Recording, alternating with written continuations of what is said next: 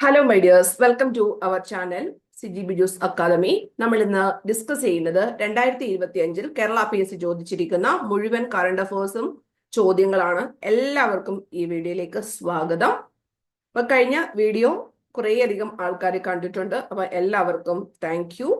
അതുപോലെ തന്നെ ഇനിയും കണ്ടിട്ടില്ലാത്തവർ തീർച്ചയായിട്ടും കാണുക. വരുന്ന എക്സാംസുകളിൽ ഏതായാലും നിങ്ങൾക്കത് പ്രയോജനപ്പെടുന്നതാണ്. ഇനി ഇങ്ങനെയുള്ള സീരീസ് ആണ് നമ്മൾ തുടർന്നു പോകാനായിട്ട് ആഗ്രഹിക്കുന്നത്.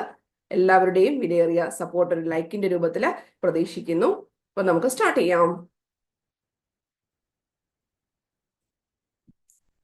ഒന്നാമത്തെ ക്വസ്റ്റ്യൻ എന്ന് പറയുന്നത്,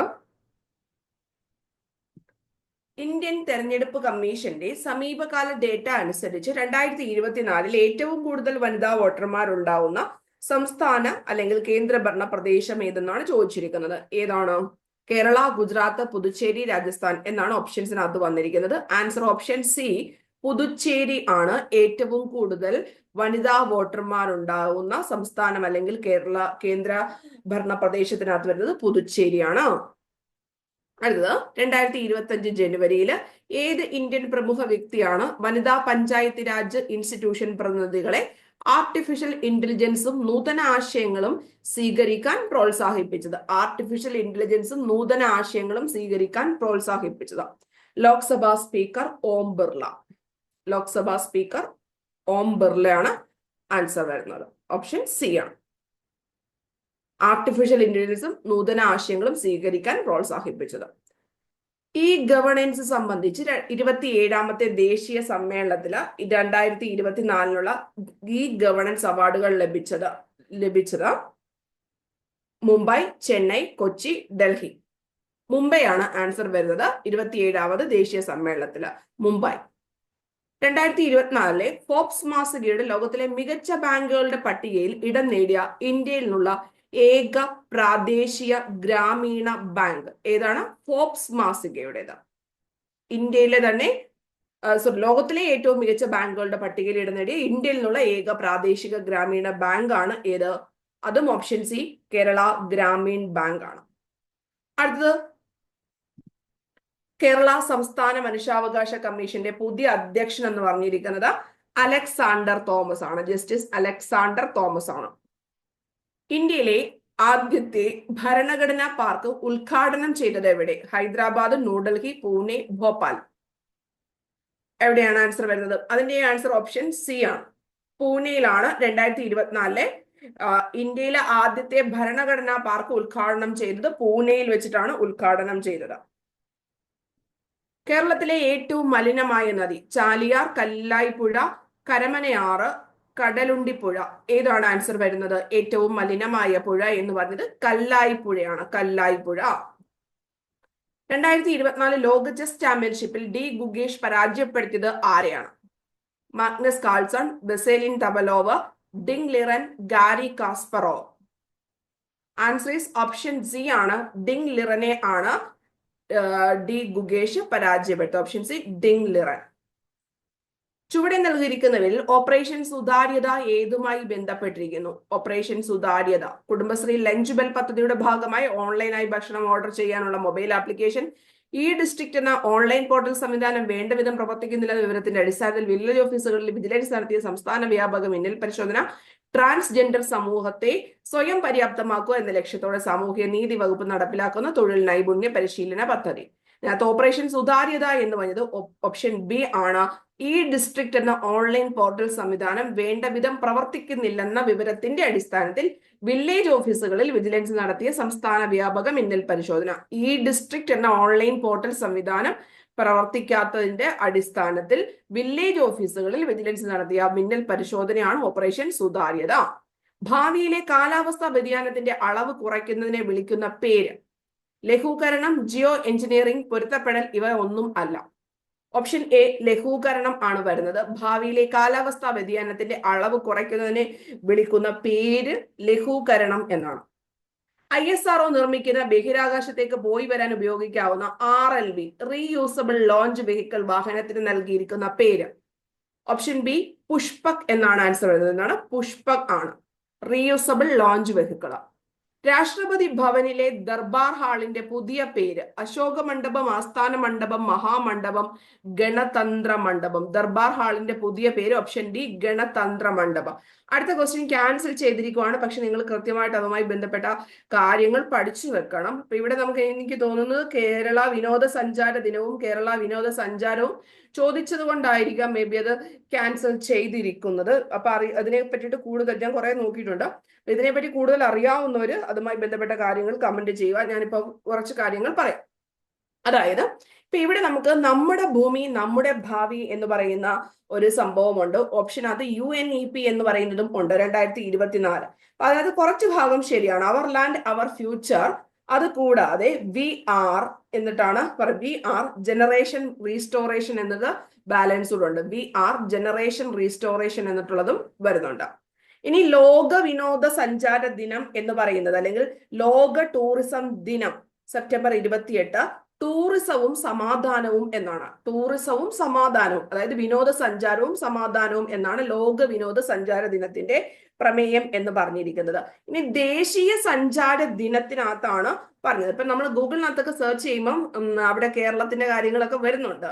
അപ്പം ദേശീയ വിനോദസഞ്ചാരം ജനുവരി മാസം 24-നാണ് ആഘോഷിക്കുന്നത്, ദേശീയ ടൂറിസം ഡേ ആയിട്ട് ആചരിക്കുന്നത്. അതിനകത്താണ് ഈ സുസ്ഥിരമായിട്ടുള്ള യാത്രകളും കാലാതീതമായിട്ടുള്ള ഓർമ്മകളും എന്ന് പറഞ്ഞത്. ബാലൻസ് എന്തുവാണെന്ന് വെച്ചാൽ വൃത്തിയും പച്ചപ്പുള്ളതായിരിക്കും. ഞാൻ കുറെ നോക്കിയിട്ട് കണ്ടില്ല, ഇനി അറിയാവുന്നവരുണ്ടെങ്കിൽ കമന്റ് ചെയ്തേക്കാം. അപ്പൊ എന്തായാലും നിങ്ങൾ ഈ 3 കാര്യങ്ങൾ പഠിച്ചു വെക്കാം. UNEP നമ്മുടെ ഭൂമി നമ്മുടെ ഭാവി, generation restoration VR generation restoration എന്നിട്ടുള്ളതാണ് അതിന്റെ ബാലൻസ് വരുന്നത്. Our land our future VR generation restoration. ഇനി UN അത് നമ്മൾ പറഞ്ഞു. പിന്നെ ലോക വിനോദസഞ്ചാര ദിനം സെപ്റ്റംബർ മാസം 28-ാം വരുന്നത്. അപ്പൊ അതിൻ്റെതാണ് വിനോദസഞ്ചാരവും സമാധാനവും, piece and tourism, tourism and piece എന്ന് പറഞ്ഞിരിക്കുന്നു. ആൻഡ് സുസ്ഥിര യാത്രകൾ കാലാതീതമായ ഓർമ്മകൾ അല്ലെങ്കിൽ അനന്തമായ ഓർമ്മകൾ, അത് ദേശീയ വിനോദസഞ്ചാര ദിനം ആണ് ഇന്ത്യയുടേത്. ജനുവരി മാസം 24-ാം ആഘോഷിക്കും. ഇത്രയും പഠിച്ചു നോക്കണേ. ഇനി ലോക നഗര ദിനത്തില് യുനെസ്കോ 2023 പുറത്തിറക്കിയ പട്ടികയിൽ ഇടം നേടിയതും സാഹിത്യ നഗരം എന്ന പദവി ലഭിച്ചതുമായിട്ടുള്ള കേരളത്തിലെ ആദ്യ നഗരം ഏതെന്നാണ് ചോദിച്ചിരിക്കുന്നത്. Kochi, Thiruvananthapuram, Thrissur, Kozhikode. Answer is option D കോഴിക്കോടാണ്. തിരികെ സ്കൂളിലേക്ക് എന്ന ശാക്തീകരണ ക്യാമ്പയിൻ ഏതുമായി ബന്ധപ്പെട്ടിരിക്കുന്നു? സംസ്ഥാന കുടുംബശ്രീ മിഷൻ പൊതുവിദ്യാഭ്യാസ വകുപ്പിന്റെ സഹകരണത്തോടെ നടപ്പിലാക്കുന്ന അയൽക്കൂട്ടത്തിന്റെ ശാക്തീകരണ യജ്ഞം, ദേശീയ സാക്ഷരതാ മിഷന്റെ ശാക്തീകരണ യജ്ഞം, ദേശീയ വിദ്യാഭ്യാസ നയം 2020 പ്രകാരം സംഘടിപ്പിച്ചിരിക്കുന്ന പരിപാടി, സർവശിക്ഷ കേരള പദ്ധതി പ്രകാരം നടത്തിവരുന്ന പരിപാടി. തിരികെ സ്കൂളിലേക്ക് ഏതാണ്? സംസ്ഥാന കുടുംബശ്രീ മിഷൻ പൊതുവിദ്യാഭ്യാസ വകുപ്പിന്റെ സഹകരണത്തോടെ നടപ്പിലാക്കുന്ന അയൽക്കൂട്ട ശാക്തീകരണ യജ്ഞമാണ് തിരികെ സ്കൂളിലേക്ക്. തിരികെ സ്കൂളിലേക്ക് സംസ്ഥാന കുടുംബശ്രീ മിഷൻ പൊതുവിദ്യാഭ്യാസ വകുപ്പിന്റെ സഹകരണത്തോടെ നടപ്പിലാക്കുന്ന അയൽക്കൂട്ട ശാക്തീകരണ യജ്ഞം. ഗിഗ് പ്ലാറ്റ്ഫോം തൊഴിലാളികളുമായി ബന്ധപ്പെട്ട് നൽകിയിരിക്കുന്നവയിൽ ഉചിതമായ ആശയങ്ങൾ തിരിച്ചറിയുക. ആൻസർ ഈസ് ഓപ്ഷൻ ബി ആണ് വരുന്നത്. 2ഉം 3ഉം ശരിയാണ്. താൽക്കാലികവും സമയബന്ധിതവുമായി പൂർത്തിയാക്കേണ്ട തൊഴിലുകളാണിവ. ഒരേ സമയം ഒന്നിലധികം ജോലി ചെയ്യുവാൻ സാധിക്കുന്നുണ്ട്. അത് ഓൺലൈൻ പ്ലാറ്റ്ഫോമുമായി ബന്ധപ്പെട്ട് വരുന്നതാണ് ഇത്. അതായത് നമുക്ക് ഓൺലൈൻ ആയിട്ടുള്ള തൊഴിൽ ചെയ്യുന്ന ആൾക്കാരുണ്ടല്ലോ. ഇപ്പൊ ഗിഗ് പ്ലാറ്റ്ഫോം തൊഴിലാളികൾ താൽക്കാലികമാണ്, സമയബന്ധിതമായിട്ട് പൂർത്തിയാക്കേണ്ട തൊഴിലുകളാണ്, ഒരേ സമയം ഒന്നിലധികം സ്ഥാപനങ്ങളിൽ ജോലി ചെയ്യാൻ സാധിക്കുന്നുണ്ട്. ഓക്കെ, ആൻഡ് നെക്സ്റ്റ് ഈസ് അടുത്ത ക്വസ്റ്റ്യൻ പേപ്പർ 25 നല്ലൊരു നമ്പർ അല്ലേ. ഇസ്രായേൽ ഹമാസ് യുദ്ധത്തിൽ താൽക്കാലിക വെടിനിർത്തൽ കരാർ നിലവിൽ വന്ന ദിവസം ഏത് ദിവസമാണ്? ഇത് ICDS സൂപ്പർവൈസർ ക്വസ്റ്റ്യൻ പേപ്പറാണ്. ഇസ്രായേൽ ഹമാസ് യുദ്ധത്തിൽ താൽക്കാലിക വെടിനിർത്തൽ. ഓപ്ഷൻ ബി 2025 ജനുവരി മാസം 19-നാണ്. ജനുവരി 19. 2024 ഓടക്കുഴൽ അവാർഡ് ലഭിച്ചത് ആർക്ക്? 2024 PN ഗോപികൃഷ്ണൻ, സാറ ജോസഫ്, അംബിക സുധൻ മങ്ങാട്, K അരവിന്ദാക്ഷൻ. ആർക്കാണ്? K അരവിന്ദാക്ഷനാണ്. അടുത്തത്, സ്വതന്ത്ര ഇന്ത്യയിൽ ഒരു ഒളിമ്പിക്സിൽ 2 മെഡൽ നേടുന്ന ആദ്യ കായിക താരം ആര്? മനു ഭാക്കർ ആണ്. സ്വതന്ത്ര ഇന്ത്യയിൽ ഒരു ഒളിമ്പിക്സിൽ 2 മെഡൽ നേടുന്ന ആദ്യ കായിക താരം മനു ഭാക്കർ. ഒരു ഒളിമ്പിക്സിൽ 2 മെഡൽ നേടുന്നത്. താഴെ കൊടുത്തിരിക്കുന്ന പട്ടിക വിശകലനം ചെയ്ത് സാഹിത്യകാരന്മാർ അവരുടെ കൃതികൾ എന്നിവ ശരിയായിട്ടുള്ള രീതിയിൽ പറയുക. എ ആണ് ആൻസർ വരുന്നത്. ഒന്നാമത്തത് 4, രണ്ടാമത്തത് സബലമി യാത്രയൊക്കെ നമ്മൾ കേട്ടിട്ടുള്ളതല്ലേ. 3, ശ്യാമമാധവം 3, 1, മധുരം നിന്റെ ജീവിതം 2. APM. ശ്യാമമാധവം പ്രഭാവർമ്മ അറിയാം. സബലമി യാത്ര ഇന്ത്യൻ കക്കാട് അറിയാം. വർണ്ണരാജി M ലീലാവതിയാണ്. മധുരം നിന്റെ ജീവിതം പ്രഭാവർമ്മയാണ്. സോറി, മധുരം നിന്റെ ജീവിതം KP അപ്പൻ. മധുരം നിന്റെ ജീവിതം KP അപ്പൻ. ഓക്കെ, അപ്പൊ ഇത്രയും കാര്യങ്ങളാണ് നമുക്ക് ചോദ്യങ്ങൾ. ഇത് കറണ്ട് അഫേഴ്സ് പണ്ടത്തെ പോലെ ഒരു സൈഡിൽ നിന്നല്ലല്ലോ ചോദിക്കുന്നത്. ഓരോന്നിനകത്തൊന്നും പിറക്കി വേണം നമുക്ക് എടുത്തുകൊണ്ട് വരാൻ വേണ്ടിയിട്ട്. ഇത്രയൊക്കെയാണ് ഈ ഒരു ഇതിനകത്ത് ചോദ്യം വന്നിരിക്കുന്നത്. ഇതുപോലെ നമുക്ക് എക്കണോമിക്സും എല്ലാം ചെയ്ത് കഴിയുമ്പോഴത്തേക്കും അത്യാവശ്യം നമുക്കൊരു അവയർനെസ് ഉണ്ടാവും. എന്തൊക്കെയാണ് ഇനി നന്നായിട്ട് നോക്കേണ്ടത്, ഏതൊക്കെ ഏരിയയിൽ നിന്നിട്ടാണ് PSC ലേറ്റസ്റ്റ് ആയിട്ട് ചോദിച്ചുകൊണ്ടിരിക്കുന്നത് എന്നൊക്കെയുള്ള കാര്യങ്ങൾ. അപ്പം നിങ്ങൾക്ക് വീഡിയോ ഇഷ്ടമായെങ്കിൽ തീർച്ചയായിട്ടും കമന്റ് ചെയ്യുക. അപ്പൊ അതുപോലെ തന്നെ നമുക്ക് പെയ്ഡ് കോഴ്സസ് ഒക്കെ അവൈലബിൾ ആണ്. 10th മെയിൻസിന്റെ ഫോക്കസ് ഏരിയ മാത്രമാണെങ്കിൽ 599 ആണ് പ്രൈസ് വരുന്നത്. അതുപോലെ തന്നെ സെക്രട്ടേറിയറ്റ് അസിസ്റ്റന്റ് മെയിൻസിന്റെ 166 മാർക്ക്, പ്രിലിംസിനോട് ചേർന്ന് 80 മാർക്കിനോടെ 1599 ആണ് പ്രൈസ് വരുന്നത്. എക്സാം എൻഡ് വരെ കാണും. സ്ലൈഡ്സ് ഒക്കെ നോക്കി നിങ്ങൾ താല്പര്യം ഉണ്ടെങ്കിൽ വാട്സാപ്പ് മെസ്സേജ് ചെയ്യാവുന്നതാണ്. എല്ലാത്തിന്റെയും PDF അവൈലബിൾ ആയിരിക്കും.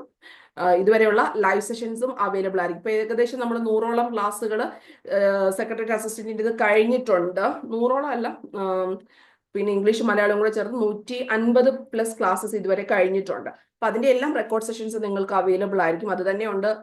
പ്രിലിംസ് ഈസി ആയിട്ട് പാസ്സാവാൻ വേണ്ടിയിട്ട് അതിൽ നിന്ന് തന്നെ മാർക്ക് സ്കോർ ചെയ്യാൻ പറ്റും. നന്നായിട്ട് പഠിച്ചു കഴിഞ്ഞാൽ തന്നെയും ഈസി ആയിട്ട് നിങ്ങൾക്ക് 2 മാസം കൊണ്ട് കൃത്യമായിട്ട് പഠിച്ചെടുക്കാവുന്നതേ ഉള്ളൂ. അപ്പൊ ശരി, എല്ലാവർക്കും all the very best. Thank you and love you all.